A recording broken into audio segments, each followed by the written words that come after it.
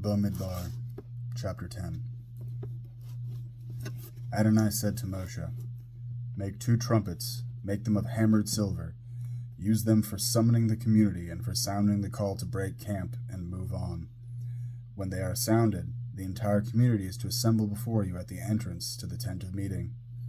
If only one is sounded, then just the leaders, the heads of the clans of Israel, are to assemble before you.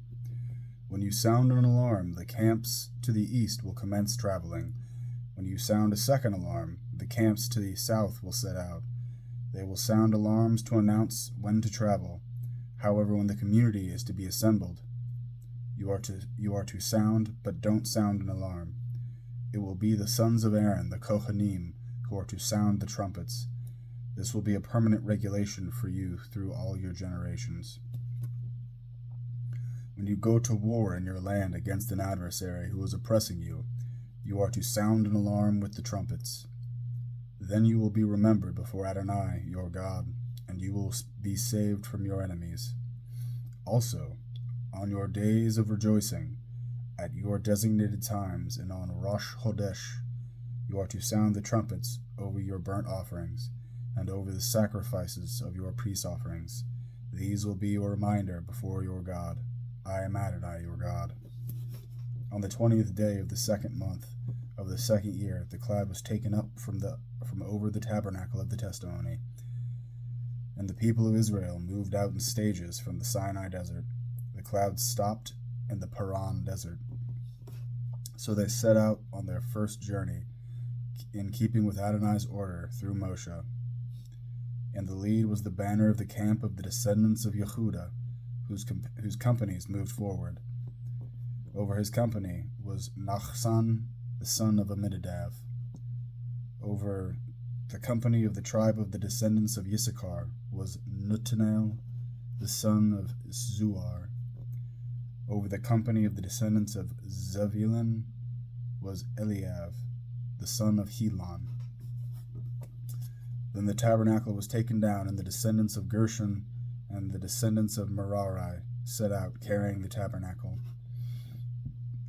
Next, the banner of the camp of Reuben moved forward by companies.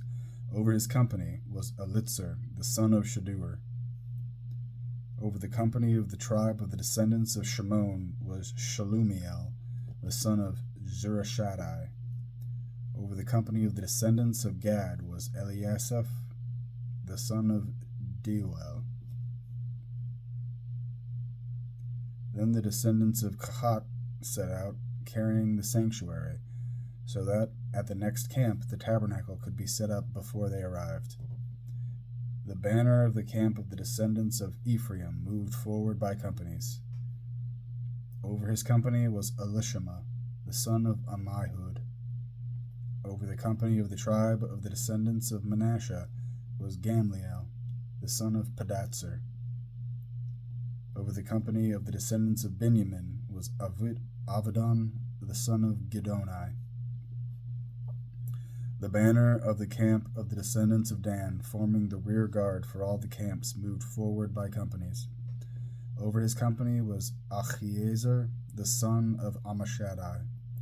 Over the company of the tribe of the descendants of Asher was Pagiel, the son of Okran.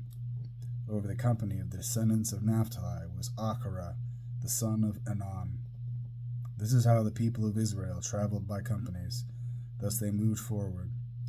Moshe said to Hovav, the son of Ruel, the Midiani, Moshe's father-in-law, "We are traveling to the place about which Adonai said, 'I will give it to you.' Come with us, and we will treat you well, because Adonai has promised good things to Israel." But he replied, "I will not go. I would rather go back to my own country and my own kinsmen." Moshe continued, "Please don't leave us, because you know that we have to camp in the desert, and you can serve as our eyes. If you do go with us, then whatever good Adonai does for us, we will do the same for you." So they set out from Adonai's mountain and traveled for 3 days. Ahead of them on this 3-day journey went the ark of Adonai's covenant, searching for a new place to stop. The cloud of Adonai was over them during the day as they set out from the camp. When the ark moved forward, Moshe said, "Arise, Adonai.